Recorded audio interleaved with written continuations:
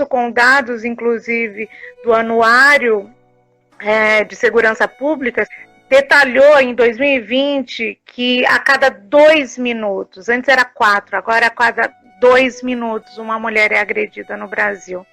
Exatamente nesse momento agora que nós estamos conversando, tem uma mulher sendo agredida. A cada 8 minutos uma mulher é estuprada no Brasil. E o número de feminicídios no Brasil, a cada 2 horas uma mulher é morta no país. Portanto, pode ter uma irmã agora sofrendo desde agressões, abusos sexuais, que inclusive são encobertos pela igreja, porque a mulher evangélica sofre o estupro marital, e que é encobertado, que não é dito, não é falado e nem denunciado nos nossos púlpitos. E enfim, querido, eu só sei que assim, o Preciosa nasceu porque nós temos 40% de mulheres evangélicas vítimas de violência doméstica, mas quem são essas mulheres? Né? E então, assim, o Projeto Preciosa, ele vem no intuito de mostrar a face dessas mulheres. Eu me senti extremamente agredida e partindo até de um princípio da Marielle Franco, que Marielle dizia que as estatísticas são como uma violência, né? Porque não são números, nós estamos lidando com vidas.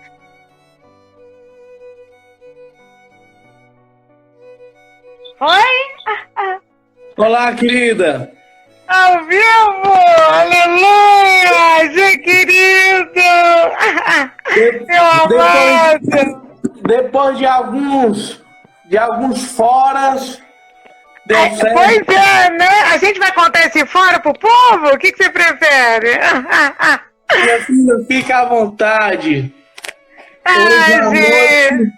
Hoje à noite grande paz, querido. Imagina, é nossa, né? Ó, nós dois, Espírito Santo, papai, é muita gente junto, hein? Aleluia! Nosso de comunidade. Mariana. Oi, querido. Esse é um projeto do Azorrag, que é o nosso café teológico, que a gente tem conversado aí com a galera massa desse país aí, que abraçou a missão da igreja, abraçou a missão integral, que reconhece o reinado de Jesus Cristo. Aleluia. E é um prazer tê-la com a gente. É muito bom conversar sobre um tema tão importante e tão necessário, mesmo que vá na nossa ferida. Esse é um tema que vai diretamente às nossas feridas e ao nosso machismo, ao nosso preconceito, e é necessário, né? Sim. Então, muito bem-vinda, é um prazer tê-la com a gente. Imagina, Gê, é uma honra. Você vê que, enfim, eu vou contar para o pessoal, basicamente há uns 3 meses, o Gê tinha me convidado já, Mari, quero você lá no projeto, e aí eu falei, não, Gê, querido, eu vou sim, fica tranquilo. E aí já acentuando aqui o que de fato aconteceu, naquele momento que eu te procurei, Gê, eu estava num momento, querido, que a gente estava precisando muito de arrecadação para as preciosas mesmo, e aí eu peguei e falei, meu Deus, a gente precisa de divulgação para ver se a gente consegue, né? Muitas preciosas, o pessoal ainda não sabe o que é bem, mas muitas irmãs em Cristo vítimas de violência doméstica precisando de ajuda. E naquele momento eu me peguei com 2 casos extremos. Um era inclusive de uma querida que havia acabado de sofrer uma tentativa de feminicídio, e tinha outras também que estavam precisando de ajuda, de cesta básica, enfim, de toda a questão social. E eu falando, Jesus do céu, me ajuda. E aí por isso que eu fui atrás de ti, mas em nome de Jesus eu creio que hoje o papai vai fazer um ribuliço. Glória a Deus, querida. Enfim, sempre eu gosto de começar com uma pergunta. Quem é a Mariana? Olha, eu já até ensaiei isso aí no espelho. Pra te falar hoje, querida. A Mari, olha, eu odeio rótulos, eu não gosto de rótulos. Eu acho que eu vou te falar com 2 arquétipos de mulheres porretas da Bíblia, mulheres guerreiras. Eu acho que a Mari é a mulher samaritana, é a mulher que quando encontra Jesus e depois daquele encontro ela sai, sabe, correndo no meio da rua dizendo: gente, encontrei o amor da minha vida, encontrei o homem da minha vida, estou completamente apaixonada. E além da mulher samaritana, eu acho que eu sou Joana Batista, né? Porque esse grito dessa paixão, em grande parte da minha vida, foi em meio ao deserto. E foi comendo gafanhoto, e foi clamando e gritando: arrependei-vos, no protesto, né? Enfim, protestando e buscando em Deus a cura, né? Da nossa geração, de alguma maneira. Acho que é isso. Pode ser? Você é um protestante que protesta, né, querida? Oi? Você é uma protestante que protesta. Tem que ser, né? Senão é fajuto. Se não protestar, é fajuto. É verdade. Mari, geralmente, nossas lives tem muito sarcasmo, a gente tira muita onda, porque são lives com amigos, com pessoas, aquilo que o Ariovaldo Ramos fala: o reino de Deus é um reino de amigos, né? Contudo, hoje vai ser uma pegada mais séria, uma pegada mais tensa, né? Porque a gente está falando de vidas que estão sendo violentadas, vidas que estão tendo seus direitos fraudados, e precisamos conversar sobre isso. É necessário conversar sobre a violência à mulher e conversar sobre violência à mulher no nosso contexto evangélico, no nosso contexto cristão, né? Exato. Então, Mari, você é de um projeto chamado Preciosa, né? Então, Preciosa Mari, nos conte um pouco sobre o que é esse projeto.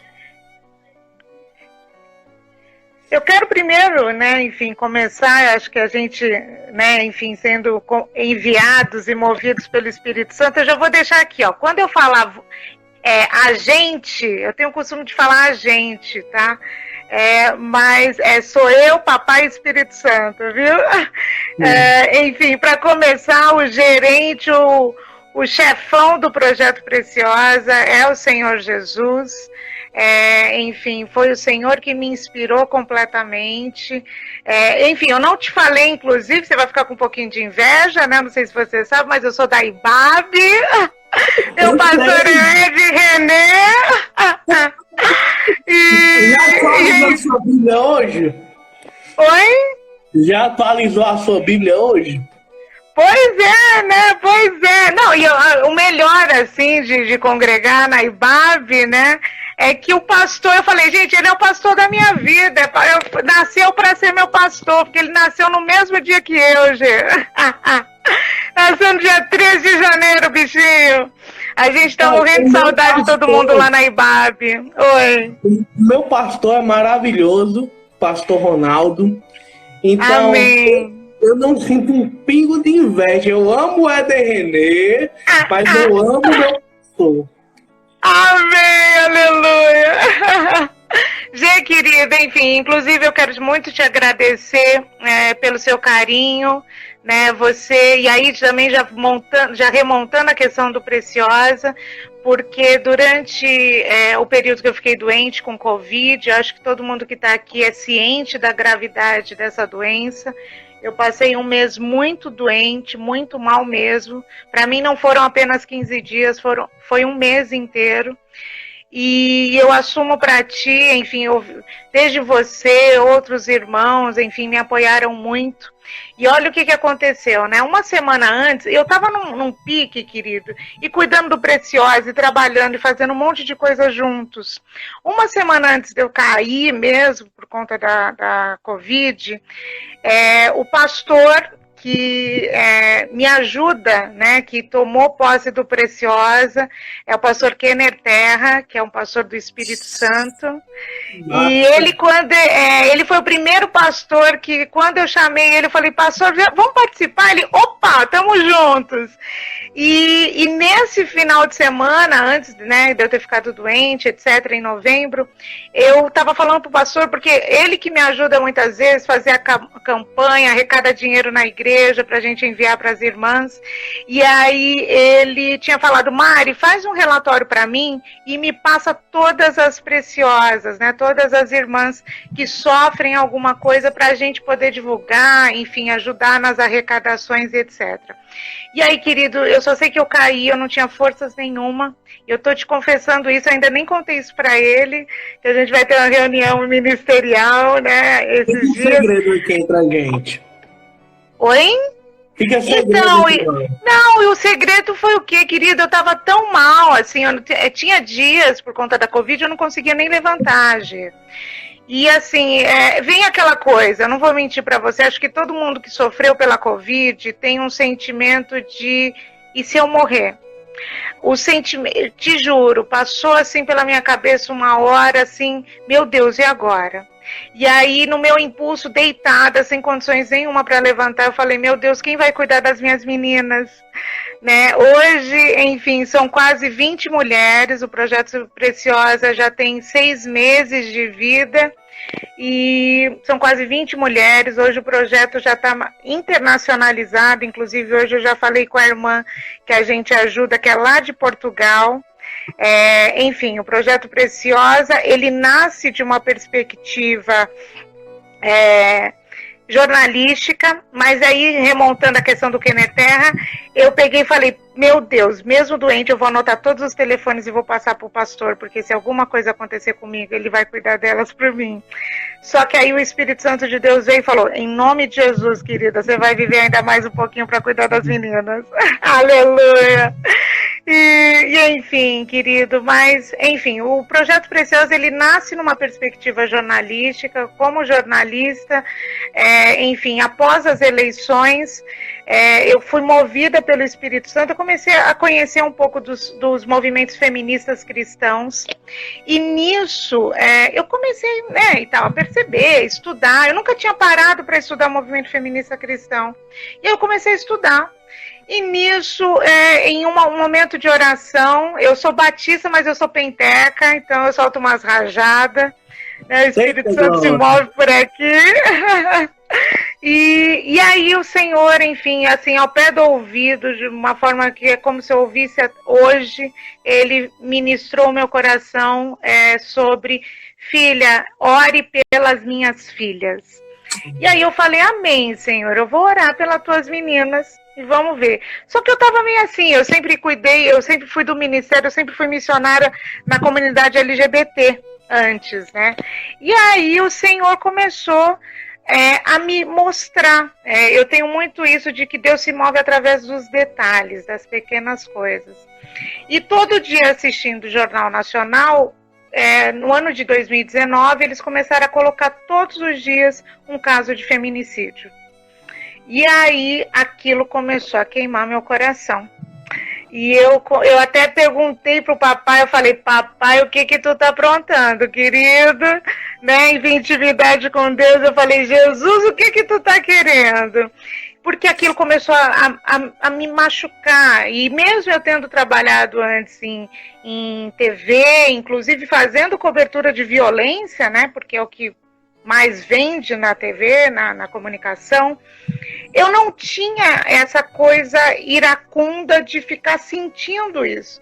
E aí eu comecei a perceber que o Senhor estava colocando esse sentimento dentro de mim. Opa, tem alguma coisa errada acontecendo.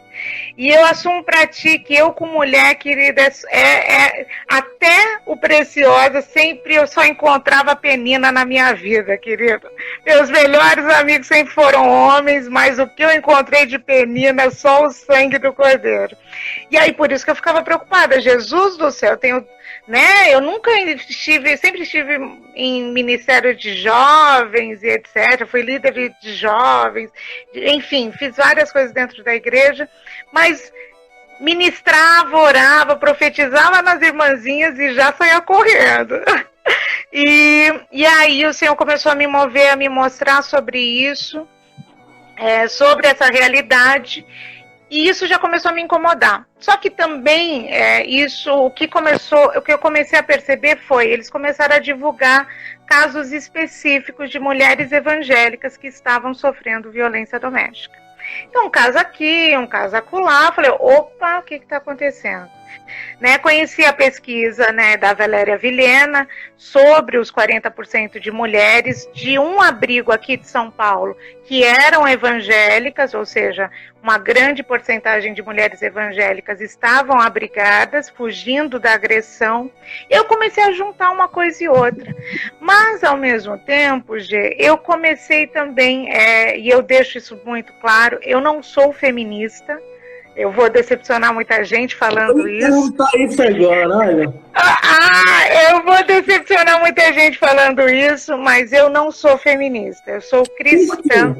E pelo guarda-chuva do cristianismo, pelo guarda-chuva de Cristo, o meu foco é Cristo, querido. Eu olho para Jesus. É o olhar de Jesus sobre as mulheres, sobre as crianças, sobre a comunidade LGBT que eu devo ter.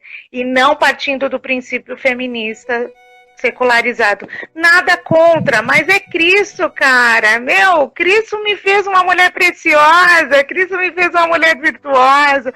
Inclusive, o próprio Preciosa bebe do olhar de Cristo sobre a mulher, O Preciosa, ele tem esse nome justamente por conta de Provérbios 31, que fala da mulher virtuosa, porque aquela mulher é um mulherão, querida, é a mulher idealizada da nossa comunidade, aquela mulher que todo mundo olha e fala, uau, que mulher incrível é essa, eu quero ser igual. Acontece que há uma deturpação muito grande do que seja essa mulher virtuosa. Mulher virtuosa muito longe do que prega, é uma mulher extremamente independente, não é nada submissa, ela é submissa ao Senhor. O marido, ela viaja o mundo inteiro praticamente, trabalha, é a mulher do século XXI. E aí quando eu faço essa releitura, o papai começa a casar, opa, pera lá.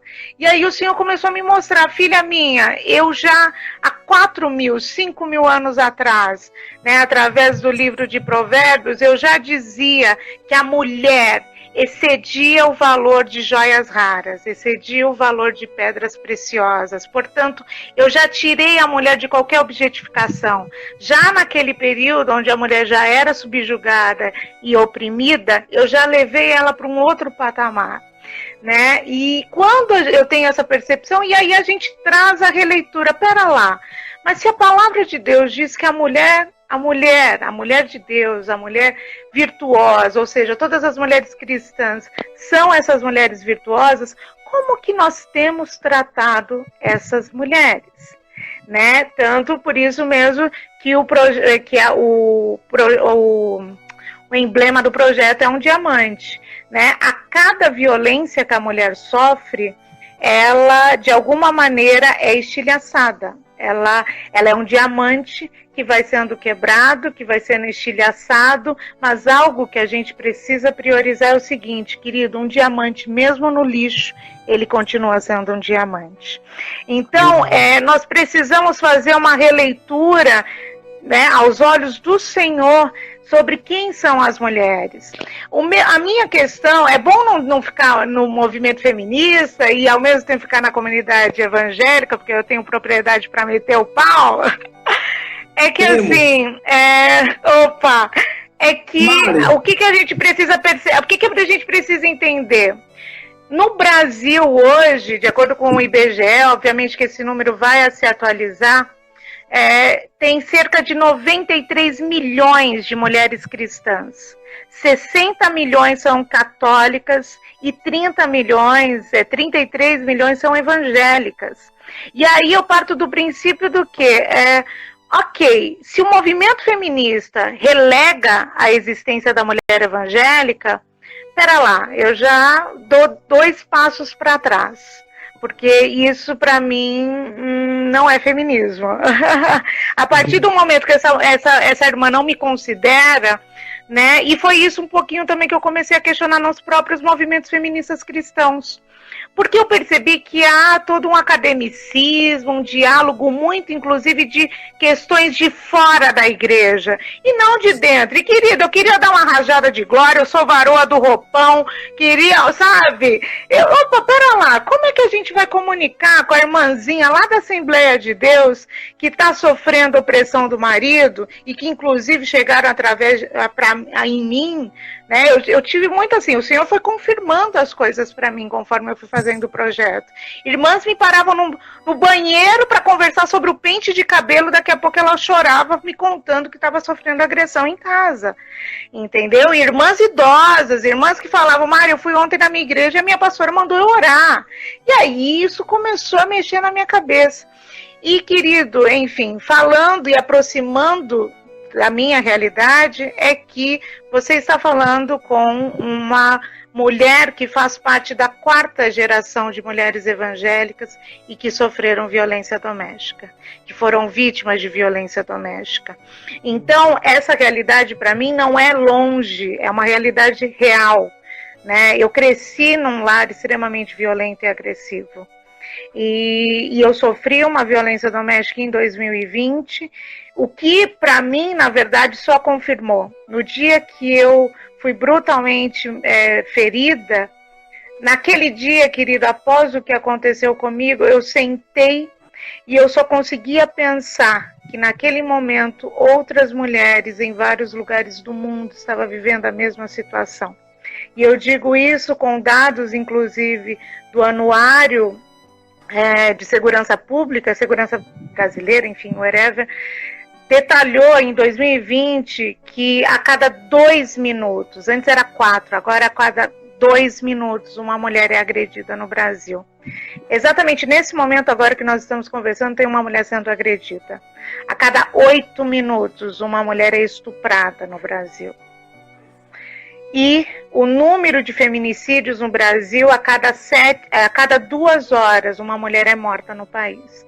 Portanto, pode ter uma irmã agora sofrendo desde agressões, abusos sexuais, que inclusive são encobertos pela igreja, porque a mulher evangélica sofre o estupro marital, e que é encobertado, que não é dito, não é falado e nem denunciado nos nossos púlpitos. E enfim, querido, eu só sei que assim, o Preciosa nasceu porque nós temos 40% de mulheres evangélicas vítimas de violência doméstica, mas quem são essas mulheres? Né? E então, assim, o Projeto Preciosa, ele vem no intuito de mostrar a face dessas mulheres. Eu me senti extremamente agredida e partindo até de um princípio da Marielle Franco, que Marielle dizia que as estatísticas são como uma violência, né? Porque não são números, nós estamos lidando com vidas, né? E partindo do princípio cristão, nós lidamos com vida, o nosso foco é vidas. Eu ainda venho do evangelismo que a gente ficava almas, almas, almas. Eu acho que você é do meu tempo. A gente queria vidas, opa, vidas, alma, opa, não importa quem seja, aleluia, vai para Jesus. Então, oi, meu príncipe, me diga. Eu falo muito, hein? Se deixar, o pano para. Fica à vontade, querida. Interessante quando a irmã falou sobre o feminismo e foi uma surpresa para mim, isso. Foi uma surpresa quando a irmã disse que não se considera, não se coloca como feminista, né? Mais cedo eu estava em uma reunião do meu pequeno grupo e eu conversava sobre isso, sobre o feminismo e o cristianismo. E eu tenho um profundo respeito pelas irmãs que se consideram cristãs e feministas. Mas eu tenho a seguinte teoria e a gente está muito junto nisso, pelo que eu percebi. É que quem é cristão não precisa de mais nenhum rótulo. Porque se eu sou discípulo de Jesus, se eu sou um talmidim, consequentemente, eu vou ser contra a violência à mulher. Sim. Eu vou ser contra a violência doméstica. Eu vou ser contra qualquer tipo de opressão.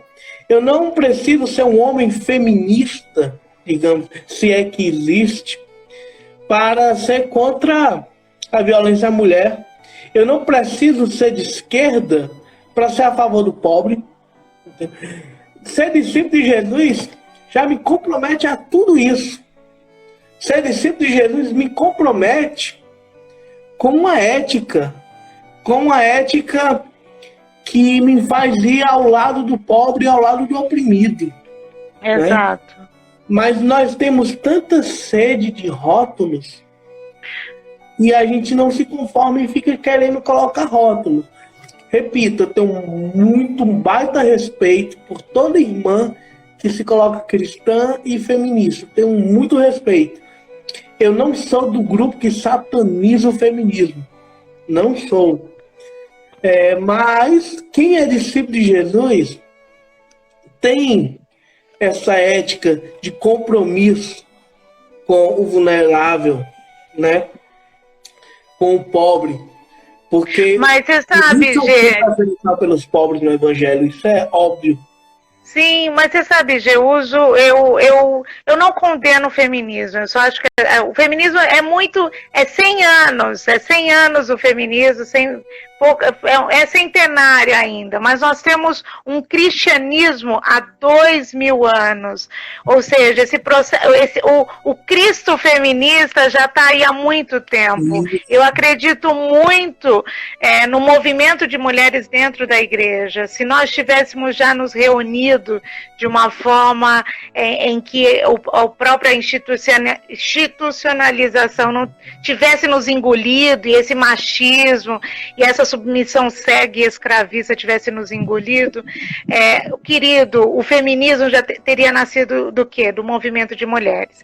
E repetindo aquilo de mulheres cristãs, né? Mas partindo do princípio de René, o pastor deve estar falando de mim. Partindo, na verdade, de Martin Luther King, ele lança... O que ele fala em um dos discursos dele? Ele fala, o feminismo ele nasce por conta da defasagem do cristianismo. E é isso. Também, exatamente. Então ele fala o quê? Ele fala que por conta da nossa ineficiência como cristão de exercer a ética cristã, de exercer o cristianismo fiel a Cristo, o olhar de Cristo sobre a mulher, por isso que nós temos movimentos seculares que se apropriaram de pautas do reino. Essa é a grande questão, né? E eu falo isso com propriedade, Gê, porque a palavra de Deus nos diz, lá em Juízes 19, onde o Senhor nos fala sobre o primeiro feminicídio de forma escancarada na Bíblia, né? Onde o Senhor relata. E eu vou parafrasear um pouquinho só para você entender o quanto esse assunto é atual. Em uma moça chamada Larissa, ela tinha 17 anos, ela tinha um namorado há 2 anos. Ela vinha, ia, brigava com ele, voltava, e aquela coisa toda de namorado. Chegou um determinado dia, ela estava em casa, ele também, eles tiveram uma discussão. Ela era daquela mulher porreta que não deixava a peteca cair e retrucava o que ele dizia também. Ele não gostou do que ela disse, ele a esfaqueou, a degolou e a decapitou. Isso aconteceu e depois da decapitação dela, ele pegou a cabeça dela e levou até a porta da mãe dela. Isso aconteceu no Acre, em janeiro de 2020. Essa moça, Larissa, de 17 anos, que foi brutalmente morta, parafraseia exatamente o que Juízes 19 fala, que é justamente sobre uma mulher que foi decapitada, que foi esquartejada e distribuída entre as tribos de Israel. E é tremendo, assim, a Bíblia traz relatos de abusos, de estupros, de feminicídio e de violências veementes contra a mulher, tanto que Cristo abortou a violência, ele anulou a lei, apagou na areia e disse, não, você não vai ser... não vai sofrer feminicídio, né, com a mulher apedrejada. Mas eu volto na questão da concubina, porque o versículo final, G, é a ordem que Deus nos dá sobre o que o reino precisa fazer em relação às vítimas de violência doméstica, querido. A palavra de Deus diz assim: todos os que viram aquilo acontecer na cidade de Israel, no período de Israel, disseram: nunca se nem se fez uma coisa dessas desde o dia em que os israelitas saíram do Egito.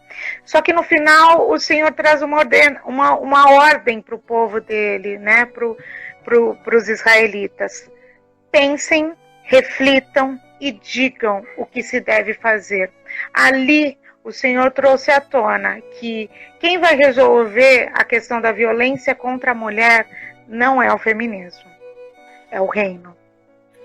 Quando o Senhor diz a cada mulher que é violentada, a cada mulher que é abusada, a cada mulher que sofre um feminicídio, que é o último nível de violência sofrida por uma mulher, que é o letal, que é o fatal, o Senhor nos diz ali o quê? Pensem sobre isso, reflitam, e vocês vão dizer o que se deve fazer a respeito dessa situação. E Cristo vem com a resposta, anulando ali a lei, naquela cena do apedrejamento daquela mulher. Eu não vou dizer que ela era prostituta, era uma mulher, né, que estava sendo apedrejada por outros homens. Então, o Senhor já nos ordenou há séculos para que nós cuidássemos e estivéssemos à frente disso. E a grande questão que a gente precisa perguntar é: aonde está a igreja? Né? O que a igreja está fazendo em prol dessas mulheres? Né? E aí por isso que eu te falei que a nossa proposta inicial é trazer essa denúncia. Ao longo desses 6 meses de Preciosa, eu comecei a ouvir relatos de irmãs que sofreram, uma que sofreu 40% do corpo queimada, não tem parte do nariz, não tem orelha, não tem as digitais das mãos, porque foi incendiada pelo ex-companheiro. Eu ouvi relatos de irmãs que eram agredidas, lançadas a cabeça contra a parede e hoje têm tumores. Mulheres que têm problemas de saúde seríssimos. E aí a gente pergunta onde está a igreja. O princípio ativo, sobretudo do Preciosa, eu parto do princípio do quê? Querido, e uma das coisas que eu também acuso e condeno os movimentos feministas, inclusive todos aqueles que dizem apoiar mulheres que sofrem violência doméstica, é que nós vivemos um país extremamente crente, sincrético, de mulheres de fé, sejam elas evangélicas e católicas em sua maioria, mas também as irmãs do Candomblé e da Umbanda. E o que eu te pergunto é: querido, você está caindo de um avião, meu bem. Até o mais ateu desse mundo chama por Deus. Eu quero que você imagine, então, uma mulher que sofre violência doméstica. A mulher que sofre violência doméstica, ela vive, não há uma que diga o contrário disso. A sensação é que você está no inferno. A opressão é espiritual, física e psicológica, entende? Então, você está ali, querido, quem que você chama? Por Deus. Deus, por que isso está acontecendo comigo? Meu Deus, o que está acontecendo?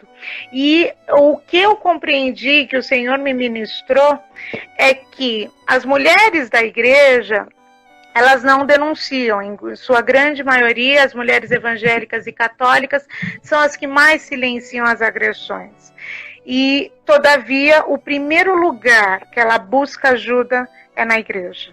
O primeiro lugar que ela busca ajuda é no âmbito espiritual. Isso não só as irmãs evangélicas, a irmã de terreiro também, querida. Ela vai lá chamar o orixá dela e falar: o que está pegando? Vamos dar um jeito nesse homem.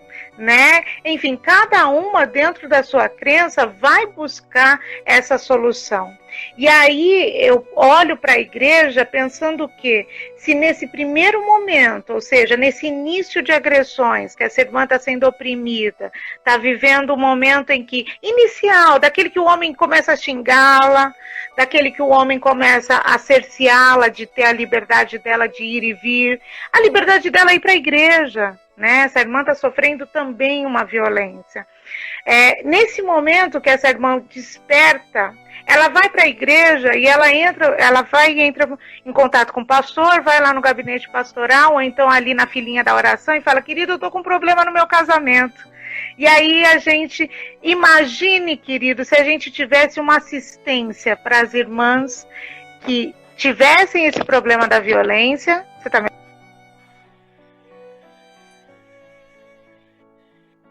Tô ouvindo.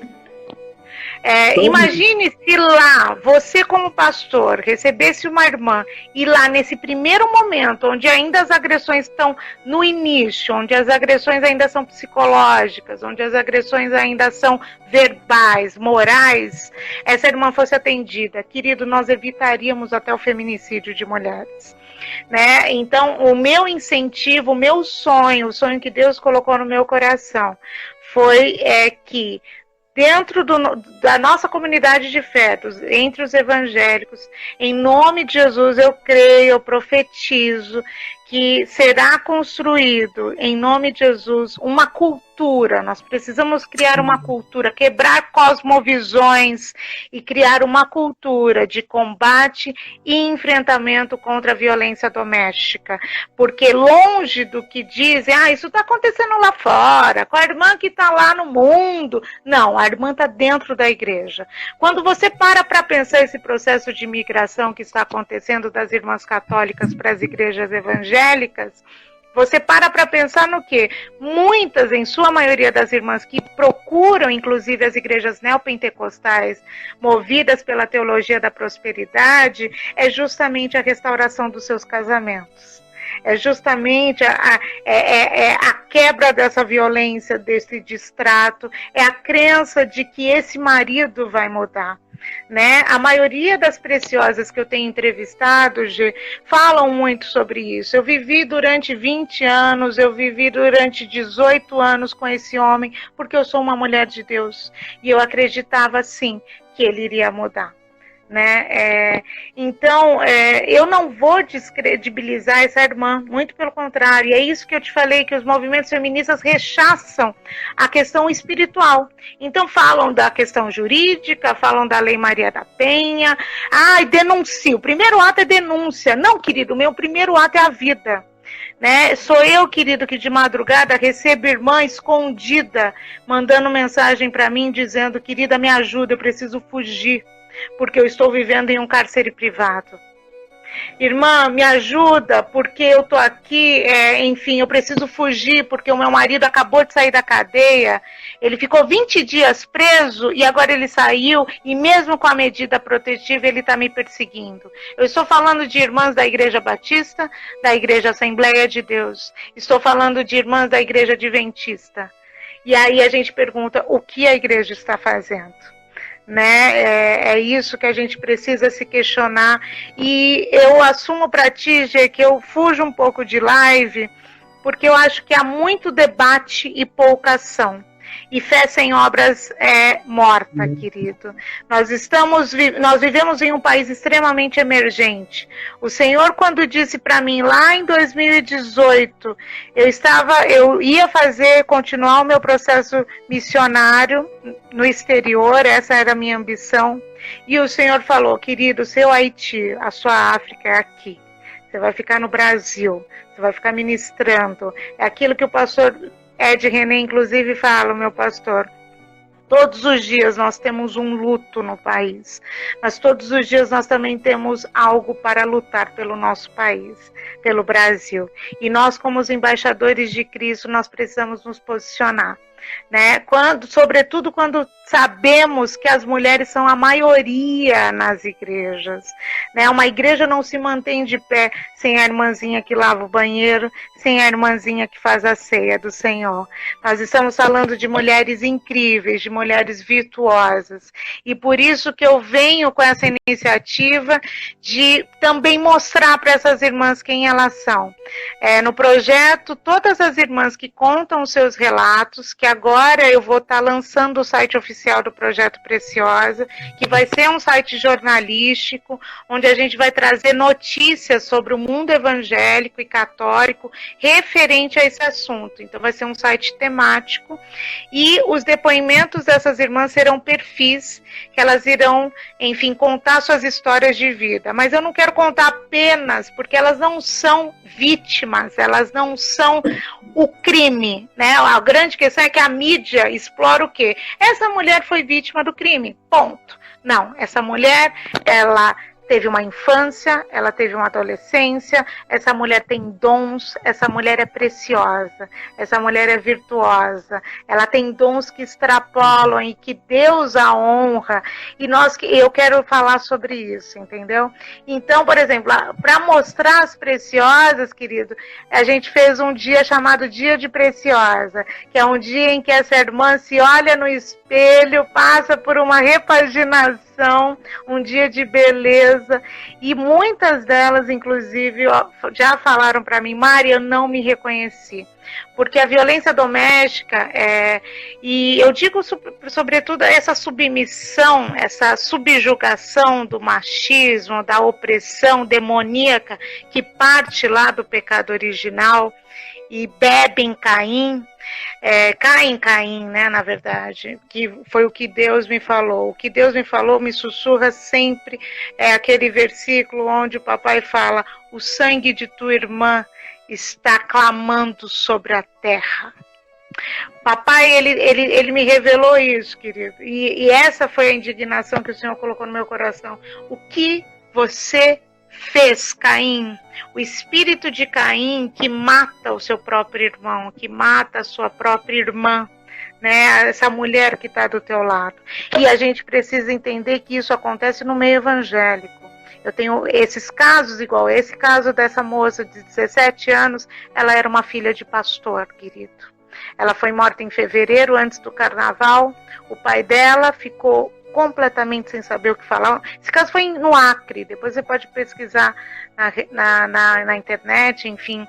Os pais ficaram atormentados, o pai ficou mudo, não sabia nem o que falar. O homem está preso, a mãe fugiu do local com medo e receio, até porque ele decapitou a filha e colocou a cabeça da filha na porta da mãe, querendo dizer: isso é um aviso para você. Então nós estamos lidando com algo tão brutal, tão bárbaro, e que quando alguém ousa dizer: o reino de Deus, e aí eles enchem a bola para dizer: o reino de Deus, a terra, o Brasil é o reino de Deus. Não, querido, o reino de Deus ainda não está por aqui. E aí eu pergunto: aonde que está essa igreja? No Acre, no Nordeste, que inclusive é uma das regiões que mais tem um número de feminicídio extremamente expressivo, onde a questão do machismo é muito imposta, e eu falo isso porque eu sou filha de uma cearense, minha mãe nasceu em Acopiara, meus tios são todos cearenses por parte materna, e eu fui criada falando: eu sou mulher macho, sim senhor. Então imagine eu, mulher, falando isso, imagine vocês a questão do macho, da virilidade, porque é homem, porque tem que honrar e etc. E é uma coisa que está enraizada não só na sociedade, mas que também é legitimada pela igreja. A igreja legitima isso, sobretudo quando ela esquece que em Efésios, mais do que dizer que a mulher deve ser submissa, que na verdade aquilo se diz respeito, a mulher deve respeitar o marido, a palavra fala: o homem deve amar a sua esposa como Cristo amou a igreja. Ou seja, quando você denigre, machuca a sua esposa, machuca a sua mulher, você machuca a si mesmo. O que nós temos visto hoje, querido, é um desfacelamento da família, que é uma das coisas que a igreja tanto diz: a família, a família, a família. São homens que matam as mulheres e logo em seguida se matam. Nós estamos falando sobre... Entende? É algo que é completamente demoníaco. E a gente não pode tirar a questão espiritual em jogo. Nós temos homens também que precisam ser ministrados. É o que eu brinco com todo pastor que vem falar comigo sobre o Projeto Preciosa, que eu falo: querida, a conversa não é unilateral. Eu não vou falar só com as mulheres. Nós temos que falar com os homens. Nós temos que fazer chazinho na igreja para homens. O que você vai fazer com esse homem agressor? Tá bom, essa irmã chega na tua igreja, o que você vai fazer? Eu acolho essa irmã, ok, amém, glória a Deus por isso. E esse homem? Se ele continuar por aí, ele vai continuar agredindo e esse ciclo não vai acabar, entende? Então é para os dois, não é uma coisa unilateral, entende? Bora, enfim, falei muito. Oi, querido. Domingo, meu pastor... Ele pregou em Efésios 5 e ele começou a pregação com alguns dados sobre feminicídio, né? E falando sobre a questão do machismo.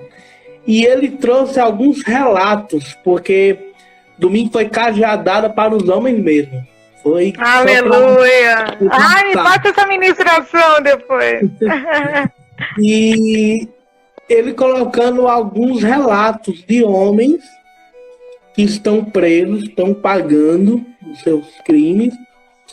E é muito notório no discurso dessa galera que, para eles, a mulher é uma propriedade.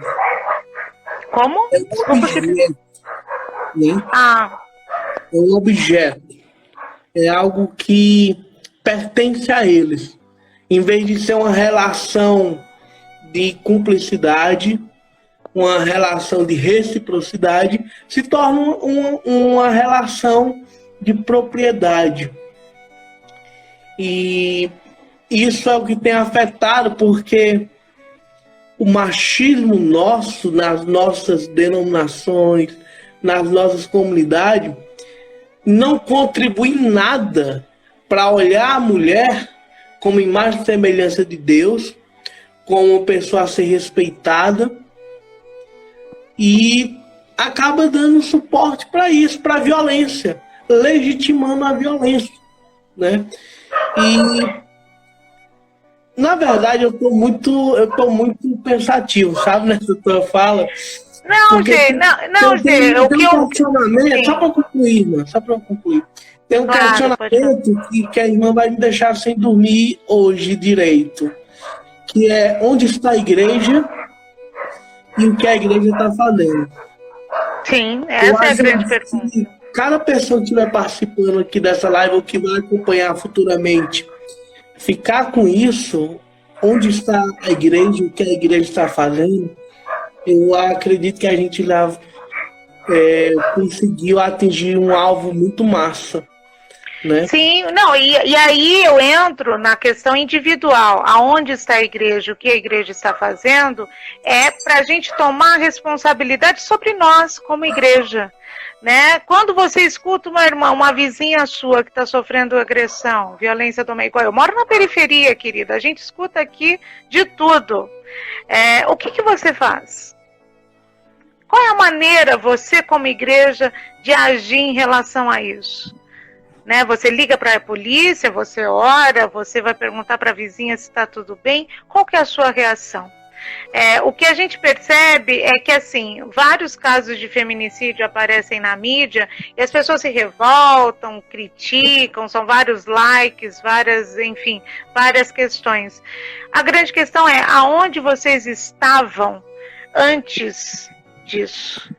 Vocês apareceram só agora? Aonde vocês estavam? E essa é a grande prerrogativa, né, do projeto. A minha prerrogativa é pela vida, G.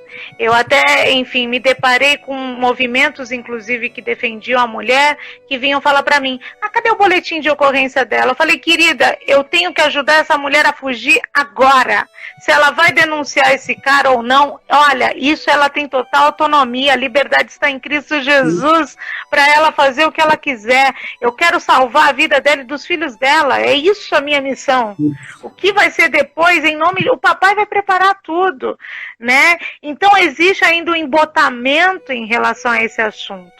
E aí por isso que eu trago a questão da responsabilização da igreja, né? A igreja precisa se responsabilizar, porque a palavra também fala em Tiago que a verdadeira religião são o quê? Cuidar dos órfãos e das viúvas. As viúvas hoje do nosso país são as mulheres solteiras, as mulheres abandonadas e as mulheres violentadas. Essas são as mulheres que precisam de acolhimento, esses são os órfãos, as mulheres, as mães que perderam suas filhas, enfim, essas são as mulheres que precisam ser cuidadas, e por isso que eu trago essa responsabilização para a igreja. E sabe por que eu faço isso, Gê? Porque os primeiros abrigos no passado eram as igrejas. eram os conventos, queridos. Os conventos abrigavam essas mulheres vítimas de violência. Quando a gente pensa lá no período feudal, querido, além dos vizinhos que abrigavam essas mulheres, eram as igrejas. Então, a gente precisa trazer isso à memória, né? A gente, infelizmente, hoje vive de acordo com o primeiro homem, com Adão, com o olhar desse homem que culpabiliza ainda a mulher. E a gente ainda não se deu conta que o homem, o amor da minha vida, o homem das nossas vidas é Cristo Jesus.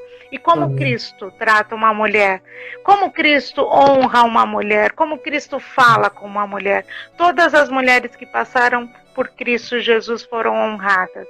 Foram, enfim, o Senhor permitiu que elas tocassem nele, e isso é tremendo, e esse é o nosso Deus, né? O Deus que não há mais homem, não há mais mulher, é as relações igualitárias, não há mais hierarquia entre nós, né? Enfim.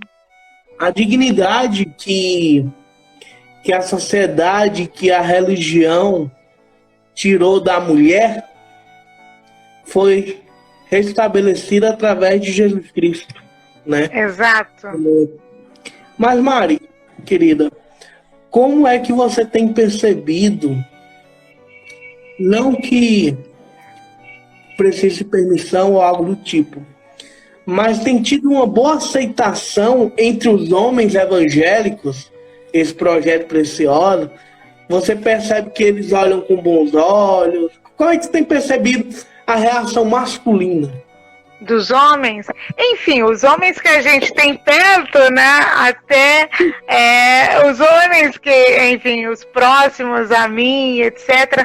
Não, querido, na verdade eu fiz uma campanha agora dos homens, homem de Deus não bate em mulher, podem pesquisar, enfim, no Facebook, no YouTube, tá lá, onde a gente, vários pastores... Foi, não lembro. Mas que me pediu, já esqueceste? Então, é verdade. E aí, enfim, essa campanha, por incrível que pareça, tem muitos homens que estão apoiando. Alguns vêm com papo, mas a mulher também é violenta e tenta jogar maçã, tá entendendo? Trocar maçã. Mas é algo que o pastor Kenner fala que é muito certo, é o quê? Chegou um momento da igreja, dos homens, se olharem no espelho e se redimirem e dizerem, sim, de fato nós somos machistas, de fato nós somos homens que precisamos da rendição, do arrependimento em Cristo Jesus, para que sejamos semelhantes a Cristo, né? E é isso que a gente quer buscar. Essa campanha, inclusive, eu lancei com o intuito de que esses homens parem para refletir sobre as ações que eles têm feito, sobre que tipo de homem de Deus é esse, né? Que no púlpito é um homem de Deus, mas dentro de casa bate e agride a irmã. Né? E eu falo isso porque, de acordo com dados do 190, as ligações que mais recebem, enfim, ligações em 2019, se eu não me engano, foram após os cultos no domingo. E aí a gente pergunta, pera lá, o que está acontecendo? Né? E de relatos de mulheres cristãs que sofreram violência. Então, é um trabalho, querida, acho que é um trabalho que tem que mover todo mundo, tem que mover pastores, tem que mover o processo lá teológico de ensinar o pastor de como ministrar essas irmãs. E a grande questão também no movimento progressista, o que eu vejo é muito essa questão, denuncie o seu marido e o seu pastor. Mas também é uma maneira muito frágil e muito simplista ainda de tirar a responsabilidade. A partir do momento que eu lanço para o Estado essa responsabilidade, eu tiro de novo a igreja dessa responsabilidade. Então, mesmo as igrejas progressistas, o que elas têm feito em relação à mulher vítima de violência doméstica? Ok, a pauta está lá, somos contra. Mas o que você está fazendo, pastor?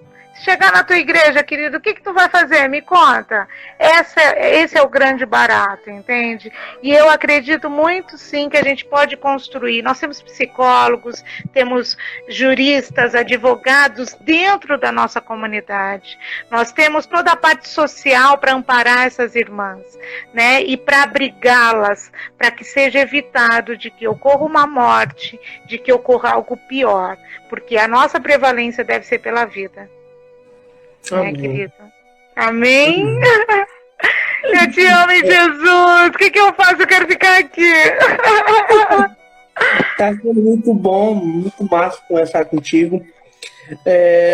Eu tô percebendo uma coisa muito massa nesse projeto, porque vocês vieram para confrontar mesmo também. Sim. Confrontar o nosso racismo, os nossos preconceitos e nos tirar, de fato, de um espaço de acomodação, né? E isso é muito massa, isso é importante e necessário para a igreja hoje, né? E eu tenho certeza que Deus vai mover muita gente através de vocês. Eu creio firmemente nisso. Conte comigo, conte com o meu ministério, que eu quero ser um divulgador e um confrontador, e quero ser confrontado por vocês cada vez mais, porque é necessário. Uma igreja relevante é uma igreja que aceita ser confrontada e que confronta, né? Aleluia. Mais vale a nossa cabeça no prato, né, minha irmã, do que perdermos a nossa dignidade de profeta e de filho de Deus. Sim. Isso é inegociável. Estar diante de Pilatos não pode nos fazer seres irracionais. Temos que estar diante de Pilatos da mesma forma que João Batista esteve de frente de Herodes. Aleluia. Profetizando e sempre apontando para o Cordeiro de Deus. Aleluia. João Batista era o homem que apontava para o Cordeiro de Deus e que profetizava. E a voz da igreja, ela é querigmática, ela é anúncio, anunciar o Cordeiro. Mas a voz da igreja também é de denúncia. Aleluia. Vamos olharmos os profetas do Antigo Testamento. Vamos olharmos as exortações que o Senhor nos dá sobre a questão da justiça. Sim. A carta de Tiago, como a irmã bem citou aí, hoje eu comentava com um querido amigo, que a carta de Tiago é a carta esquecida da igreja. A igreja esqueceu a carta de Tiago, está lá engavetada, entende? Sim. Porque nós não gostamos de ser confrontados. Exato. Ver um projeto como esse, do Preciosa, na igreja no Brasil, é algo que dá esperança. É olhar e dizer, existe uma igreja. Existe uma igreja que não se calou, existe uma igreja que não se curvou. E perceber esse lado do Preciosa, que é um lado de visão de reino. Sabe? Porque o que eu tenho percebido, Mari, é que existem irmãos e irmãs que é mais de direita ou mais de esquerda do que cristão. Porque o nosso coração, como dizia João Calvino, é uma fábrica de ídolos. E uma das grandes tentações que nós estamos passando é criar os nossos ídolos com ideologias.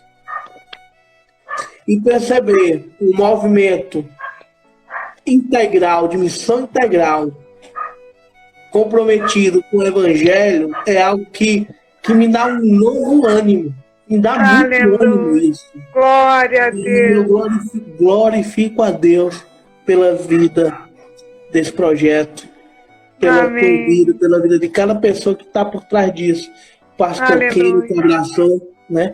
Inclusive, eu quero a proximidade, que eu quero trazer o Pastor Kenny para essa live aqui com a gente também. Viu? Pode deixar, vou falar com ele. Querida, eu acho que tá bom por hoje. Aleluia! Já ficou me devendo a rapadura, hein? Rapaz, quando você vir aqui, nós vamos comer uma buchada de bode aqui no Cariri. Adoro! Agora! Recebo, já! Já tô sentindo gostinho! Inclusive, mano, aqui a região do Cariri é uma região que o machismo é muito predominante, sabe? Interiorzão do Nordeste, sertão, né? Então, aqui predomina muito, entendeu?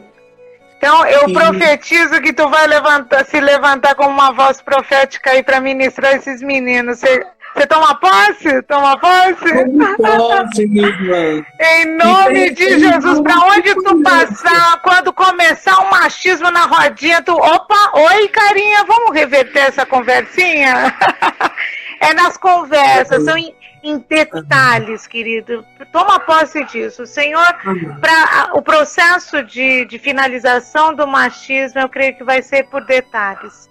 Serão pequenos detalhes em conversas que Deus vai começar a ministrar.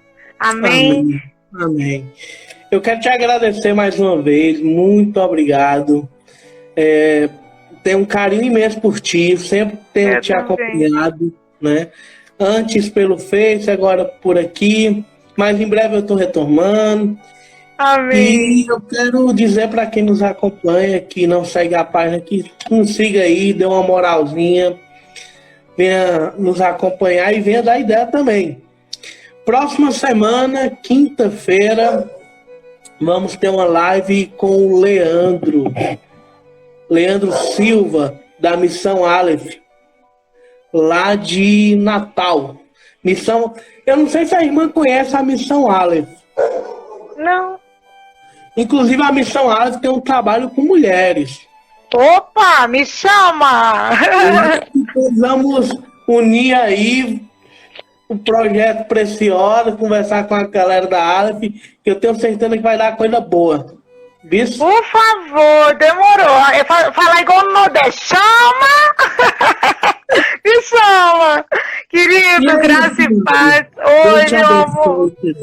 Deus abençoe demais, Deus abençoe todos que nos acompanharam, que o Espírito Santo de Deus esteja fluindo através de nós, que esse bate-papo não tenha sido só entre nós, mas que ele possa seguir adiante, enfim, que cada um que esteja aqui tenha sido tocado, e faça aquilo que o Senhor nos ordenou. Pense, reflitam e vamos, em nome de Jesus, trazer à existência escapes e estratégias dos céus para combater essa violência no nosso meio.